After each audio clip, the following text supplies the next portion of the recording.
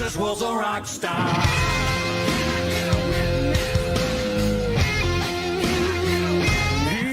So just like text to give, it just saves a little bit because some of us, you give a considerable amount of money, and all of a sudden 3% adds up to being significant amount. So you don't have to do it, but you can do that if you want to. And literally just did it myself. I don't think they offered it before, but they just started offering it, the service that we use. And so if you want to do that, Lord bless you. Yeah. But today in Acts, we reread in Acts 20:35, it says, "You should remember the words of the Lord Jesus. It is more blessed to give than receive." And I have to tell you that you guys are good at this. I had my meeting 2 weeks ago. I think it was 2 weeks ago.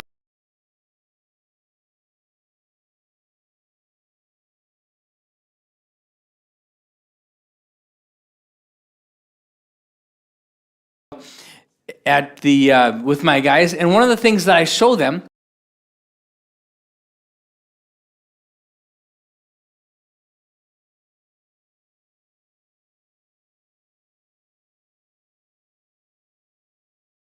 is our finances. And they looked at our finances and they said, "Holy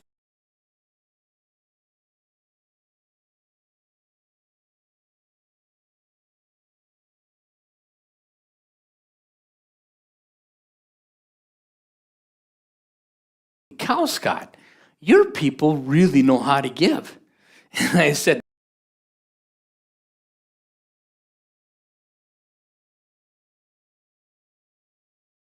"It's why we're still here." So I just want to tell you,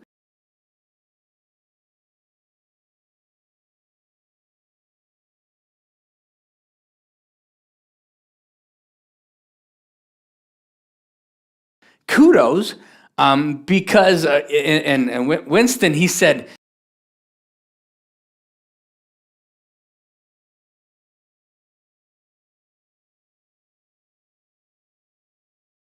normally a church your side, we would expect about a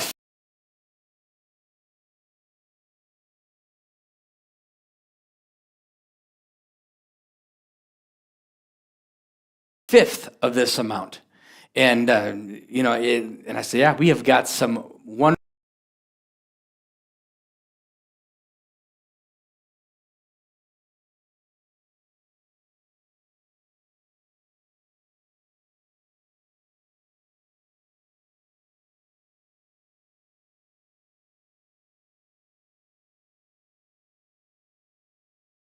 wonderful, beautiful, faithful people." So you guys, just so you know, you look around the room,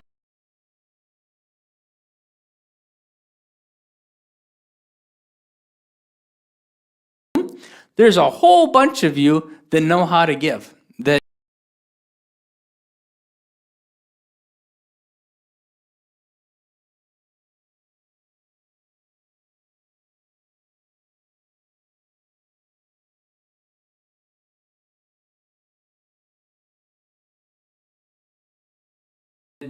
see that as just being obedient to God and making it and just saying, "Yes, Lord."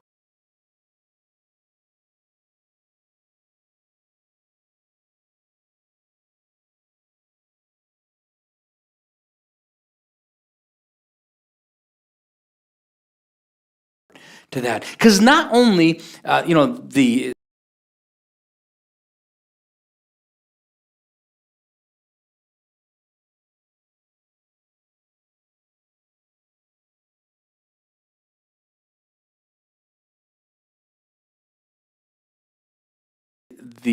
movie theater costs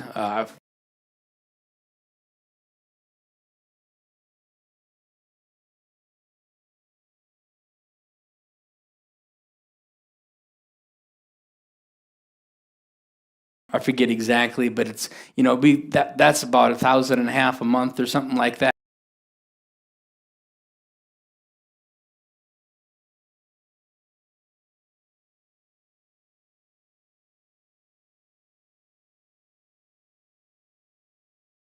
We have about $1,000 a month to go out to different missionaries.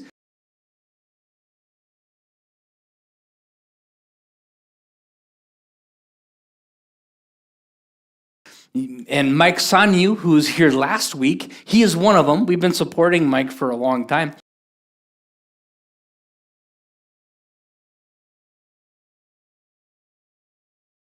But he just finally got him here now. Teen Challenge, we support jail chaplains, just shy of 1,000.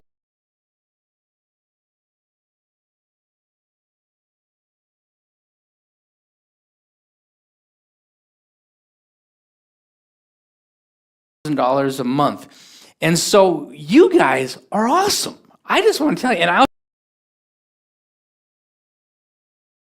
was proud of you.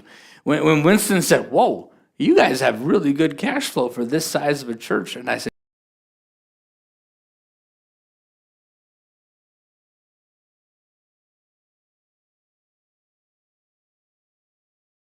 you know what? We got some beautiful people that just believe God.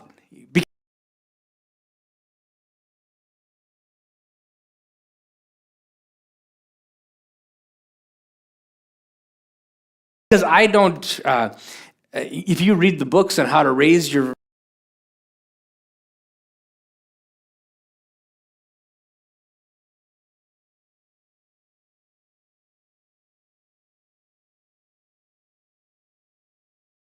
finances for churches, you see a lot of things like some churches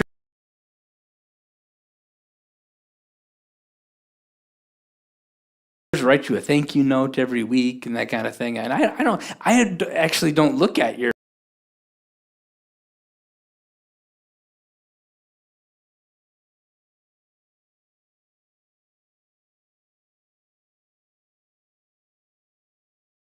find what you give very often. The only a couple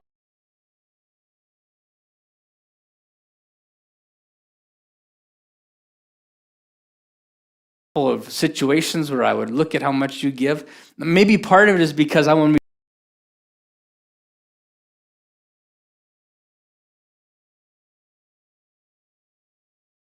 be very careful. The Apostle Paul had harsh words for people that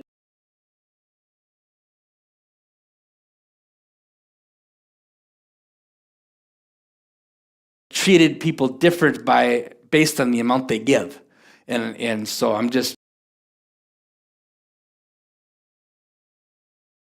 that's it. But you guys are so good, and I love you for it.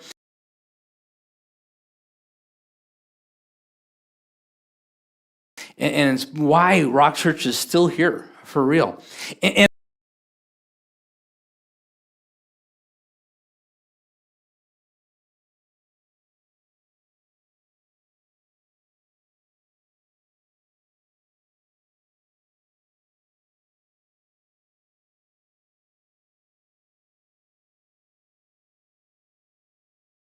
I've said this to you before. I've said this every year since we've been doing this, so this will sound familiar to you. But my money pledge.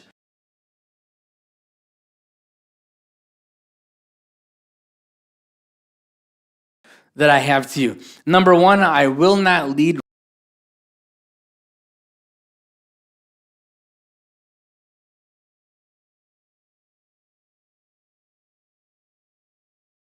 where I won't go. One time I was close to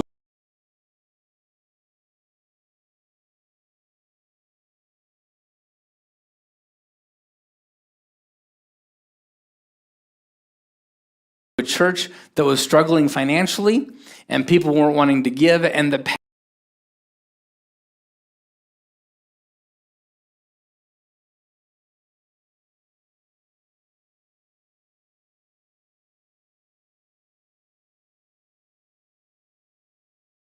pastor, he got really uncomfortable when it was time to talk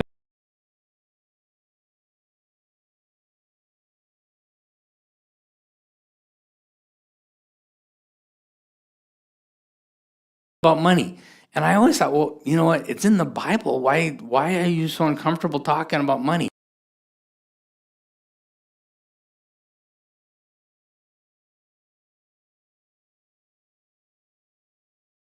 Well, came to find out, his whole family, they weren't tithing.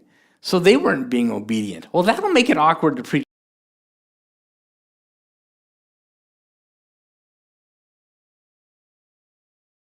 something. I can tell you that, okay? It'd be quite awkward to preach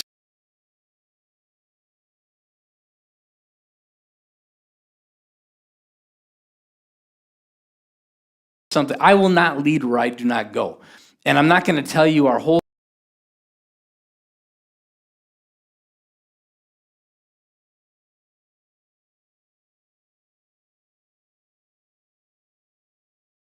story of tithing today because so many of you have already heard that before. But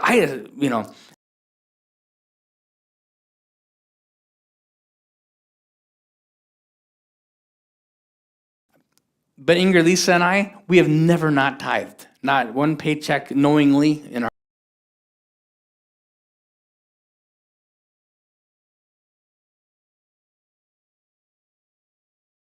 our lives. I'm not saying maybe I didn't forget one time, because I do forget stuff. But to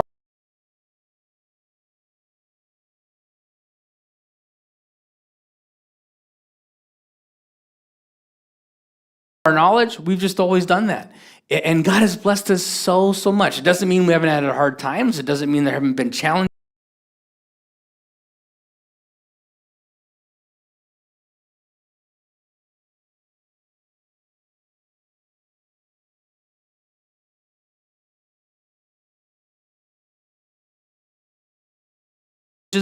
But God has been so good. I will not manipulate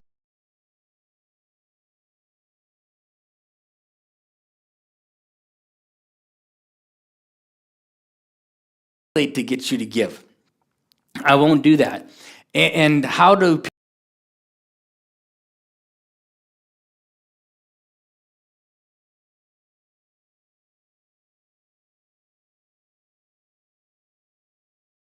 people manipulate you? And here's what I'm going to go on a little bit of a soapbox for just a minute here, okay? Because I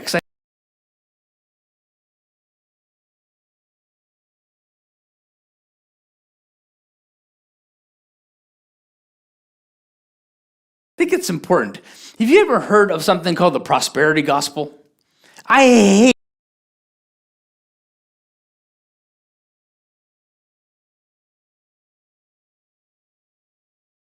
hate the prosperity gospel. There's a teaching out there. Maybe you've been going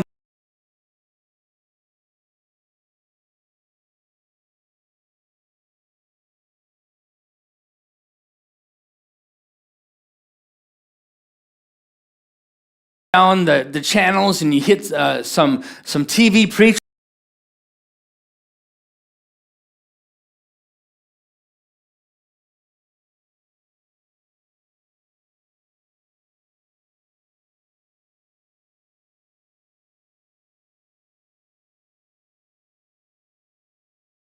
And he's looking at it and he says, I got a word from the Lord right now.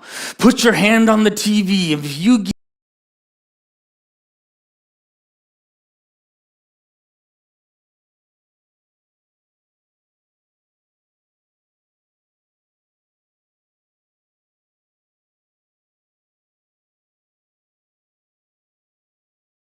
give $100 right now, God's going to return to you 100-fold.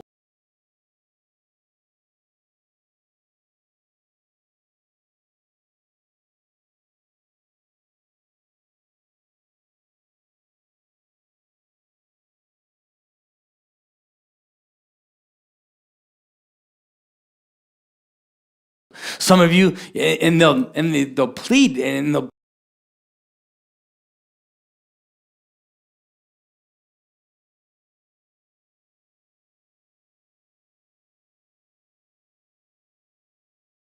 put this pressure on, and I hate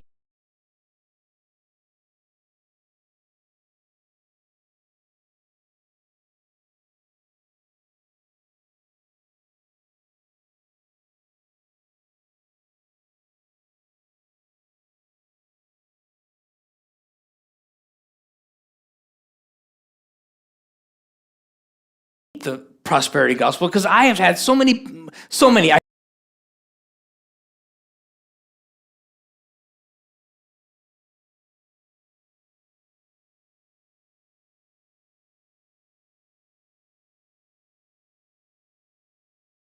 can think of 4 without even trying. 5 just now. So if I thought about it longer, I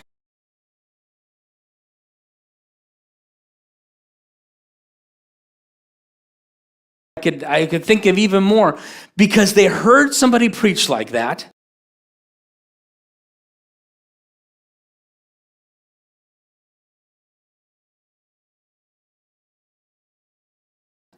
And then they gave more than they would have otherwise, and then they got in trouble financially.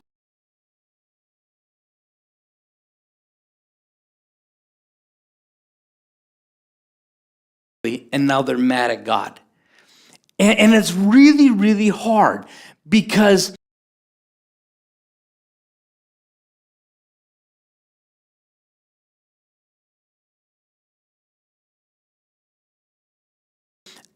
all of those, it is true. The Bible does say that if you give more, he'll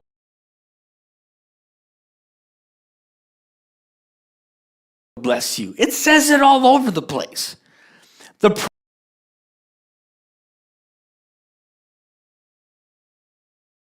problem comes that the moment that you give,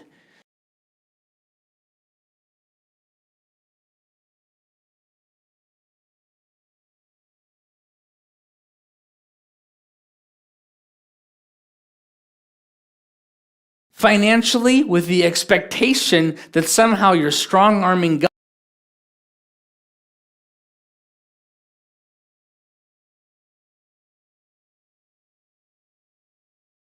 God into giving back to you financially, you have broken the whole process. And I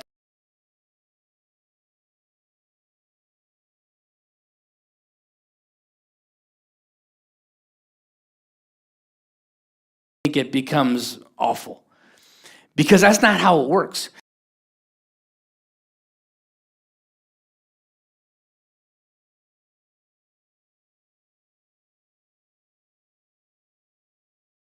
If you give of your, are you ever going to pay back God? No, right?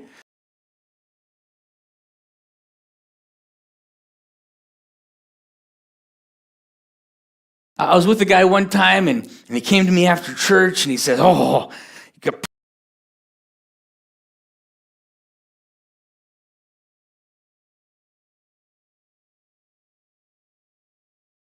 pray for me, Pastor, because I'm laying it all on the line. I put $40,000 in the offering today." He had his own business. Put $40,000 in the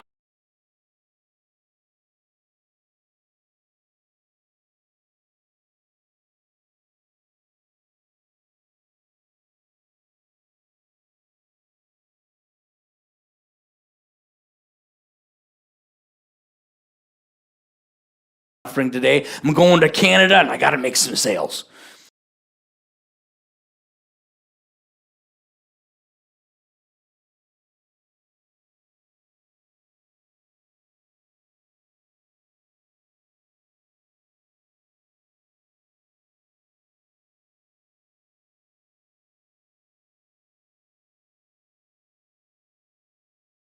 And you know what happened a year and a half later?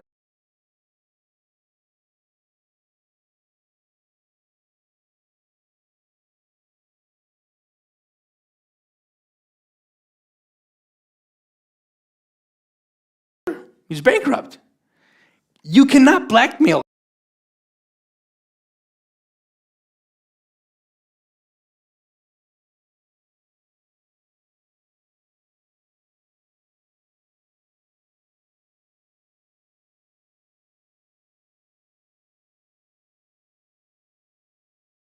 God into blessing you. It doesn't work that way.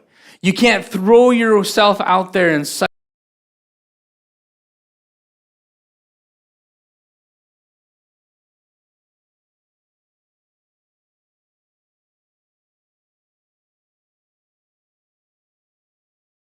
a way that you put God in a situation where, oh, you got him now. If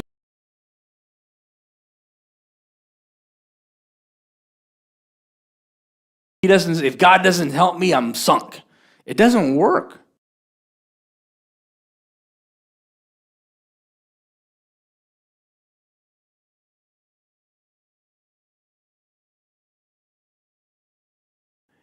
And that's not what it means. And so this idea, and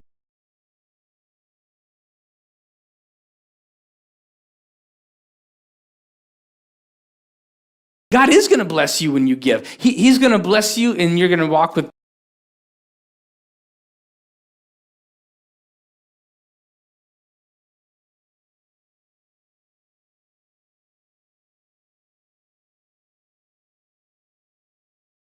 peace and all of those things. But why do we give?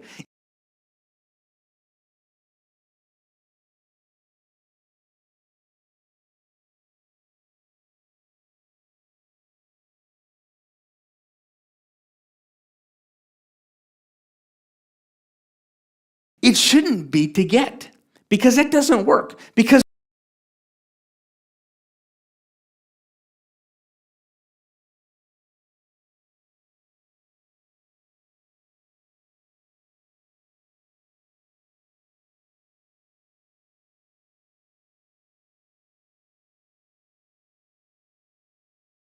the minute you try to manipulate God with your giving,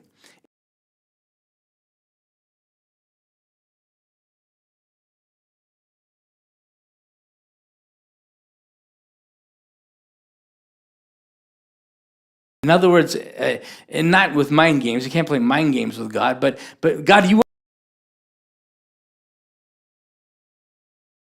owe me now, right? I've been faithful in my tithes. Why does my car still break? I've been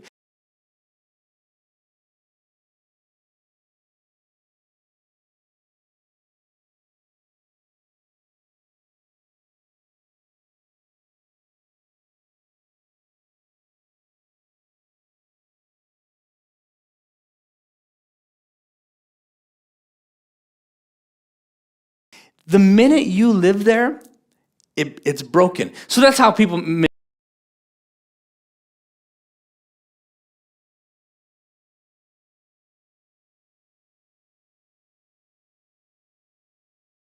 manipulate. Another way people manipulate, there's a whole denomination out there.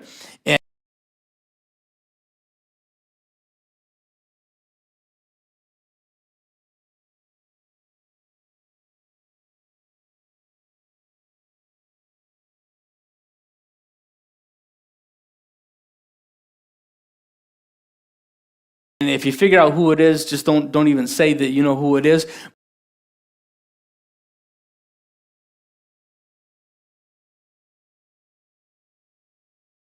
But if you give them money, it improves your chances of making it to heaven.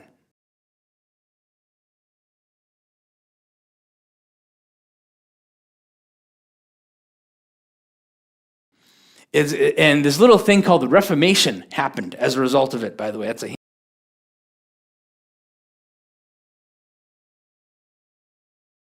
hint. And they'll call you up. I know another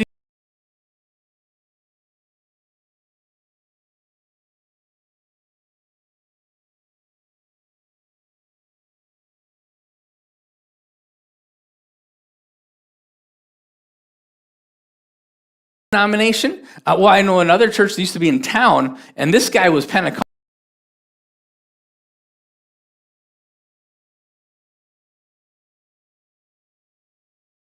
the same club that we are in. However, he had some really bad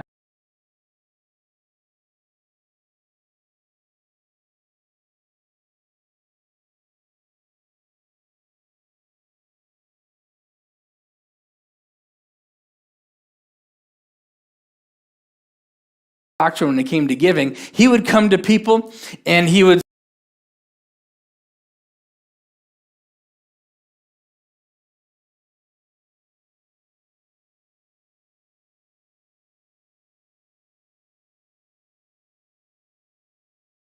say, you know what? The Lord told me that you're supposed to give me the inheritance that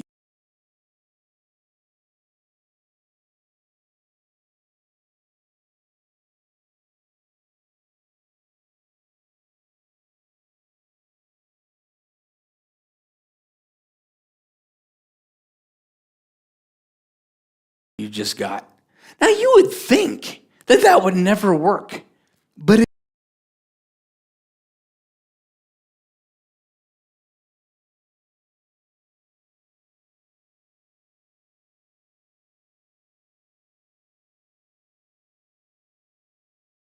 did.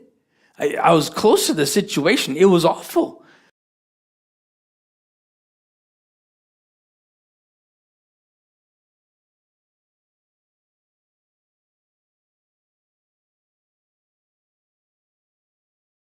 And the guy was a crook. He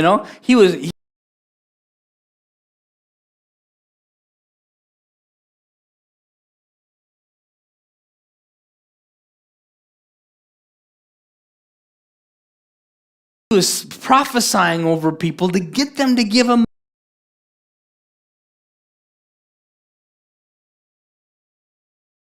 money.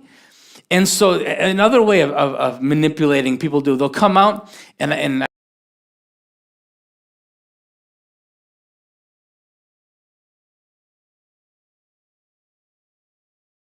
I've seen organizations do this. They'll come out with a cause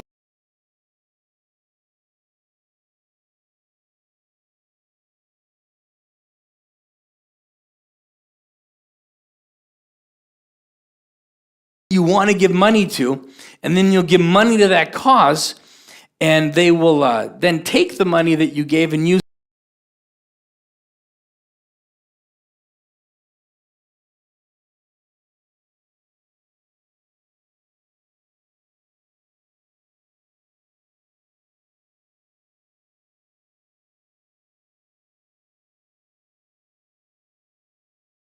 it for something else. Because it was easier to get you to give them money for this